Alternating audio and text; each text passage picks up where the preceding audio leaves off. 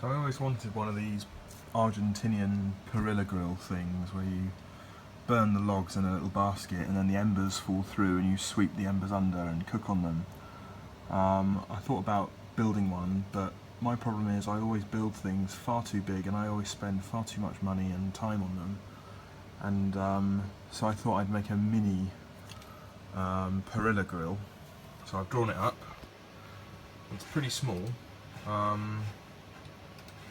The grill is 400 by 600, which sounds small, but it turns out it's only, if you work out what it is in square centimetres of cooking area, it's actually only a little bit smaller than a 57 centimetre Weber, so it's big enough. The bracero is on the side, that's just made out of 4mm sheet material, and the rest of it's angle steel or angle iron construction. The grill is 13mm, so just over ½ inch angle, and I'm just going to use mild steel because I want this to be cheap. I don't want to spend loads of money on this. So the whole thing is only 850mm wide, so 850mm here to here. I'm going to use some concrete paving slabs to go in this base because all of these proper Parillas, they seem to have fire bricks or they always have some kind of ceramic base. So 40 by 40 centimetre paving slabs from Wicks are dirt cheap, so I'm just going to use that. I've also noticed a lot of the other Parillas have a problem where the firebox, the bracero side, is supported in all four corners, like that, and this bar gets in the way, so when you get your stick and you sweep, that's always in the way. You see videos on YouTube of people sticking their stick in and wiggling it around trying to get those coals across. So I've designed it so that there's nothing in that corner at all, so you can stick your rake under there and just drag it straight across, and then I've relieved this bit so that when the coals are just ash you can sweep it off the end. The grill is height adjustable on these two bars, so I know that the standard Parillas have got those windy handles and the chains. I didn't fancy doing that, so I've got two bars with these folded brackets that just grip onto the bars, and then I might put like a screw knob on the back, or it might just grip onto the box section anyway. So the metal I ordered from the metal store. I love the metal store. I have no idea if I'm being ripped off or not on the metal, but it seems cheap because they ship it to you, they cut it for you. It's just easy. So 13 by 13mm, which is what the grill is, a 6 metre piece is £15, and it turns out I needed two pieces, so that's 30 quid on all of the steel for the grill. The rest of it is made of 40 by 40 by 5 box section, sorry, not box section, angle steel, and that was pretty cheap too. So all of the metal was £60 and it arrived yesterday. I got the metal store to cut all of these bars. There's 25 bars in the grate. They cut them for me. The edges are clean, they're square, much easier than cutting them with any equipment I have here. So all I've got to do now is sort of cut out the long bits and put it together. So let's go do that. So I've made a little layout board for this. The grill is 600 wide, so that's from here to this line. The ends I've cut longer.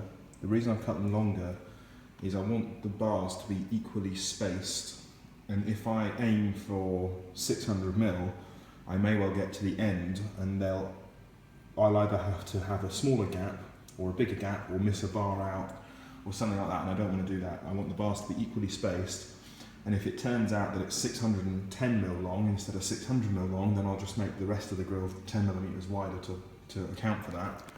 So I've made these bars longer so that I can just cut them off when we're done. And to get the spacing right, I have printed on the 3D printer these little plastic spacers. So what we'll do is just put them over like that.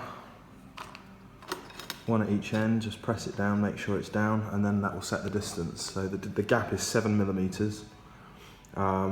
So weld one, and then each bar will be referenced off the last one, which means it should spread out and be parallel as long as the ends of the bars are at the same height. Otherwise, the whole thing will end up kind of doing that. So all I'm going to do is keep this bar against the edge of the MDF, and this is a machine cut square edge, square-ish at least. And then I just need to figure something out to keep this bar square in here, and really it's all on the first bar. If the first bar is square, as long as I don't bend it out of square as I go along, they'll all be parallel to the end. And then the other bar is going to go like that, because at the front there'll be the drip tray, which I'll weld in here.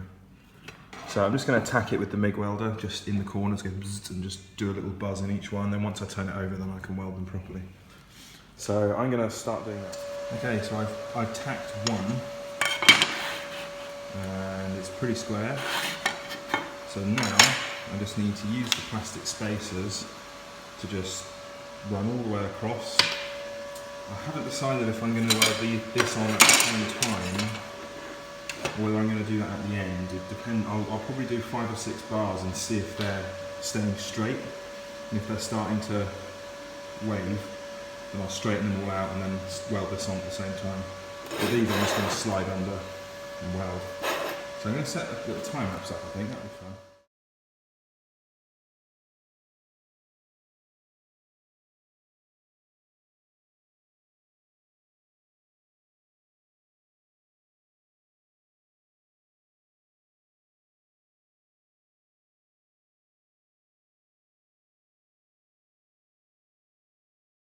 So I'm about maybe a third of the way through, and I just thought I'd do a little bit of video to see how we're getting on.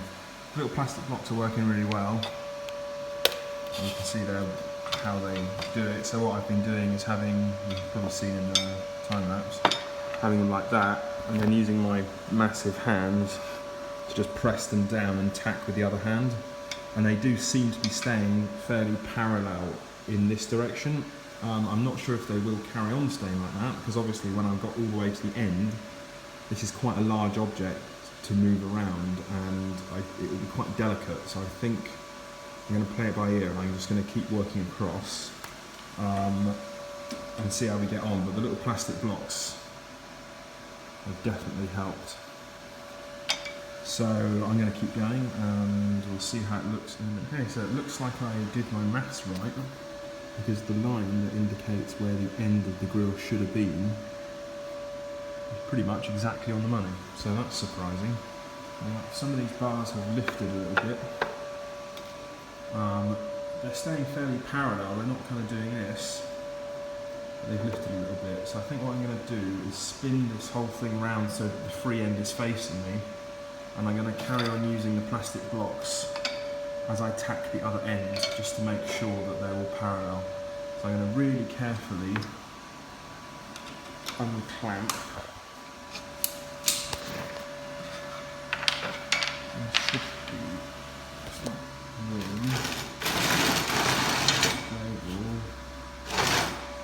Because these are just tacks at the moment, they're not full welds. Oh shit, I lost the bar. Okay, that was a bad tack. Okay, we can put that back in. I'm gonna use both hands now that that's happened. So I've got it spun around, I've welded that one back in. This bar is 30mm from the front, which I've set with a set square, and just kind of holding it up like that, with that set to 30mm. Got some spring clamps there.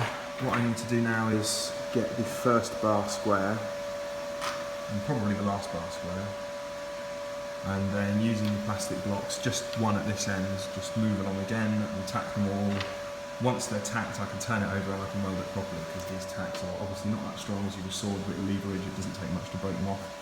So once it's all tacked together, then I can weld it properly, and it'll be good to see what it looks like when it's turned over the other way. Well, that was easy. That took about 3 minutes to do all that. So you can see from the block that they are pretty parallel. So now I need to, well, just to finish welding it. So I'm going to do that now. Okay, there it is. I need to cut the leftovers off.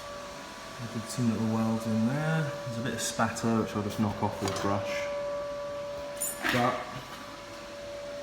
that's about it. I'm going to let it cool and then we'll have a proper look at it. Okay, there it is. I realised that the phone is not great at hearing what I'm saying when I've got the welder going.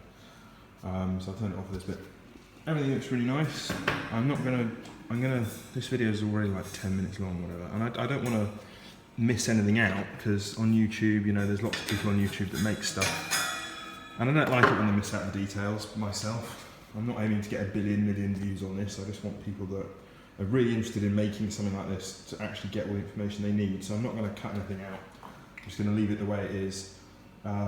So I'll do the rest of it in another video. I haven't got any time to do any more today. I've got all these trophies for a barbecue competition to finish. So I'm going to go do that. The space has worked out great. These were printed on a Form 2, but they could be printed on, you know, FDM, like a cheaper FDM printer. I'm sure that would work, or you could laser cut. You could laser cut them if you had access to that kind of thing. If anybody wants these are for 13mm bars with 7mm spacing. I'll stick these somewhere, and if anybody wants them, you can have them. I'll post them to you. I'm not going to make another one of these for a while.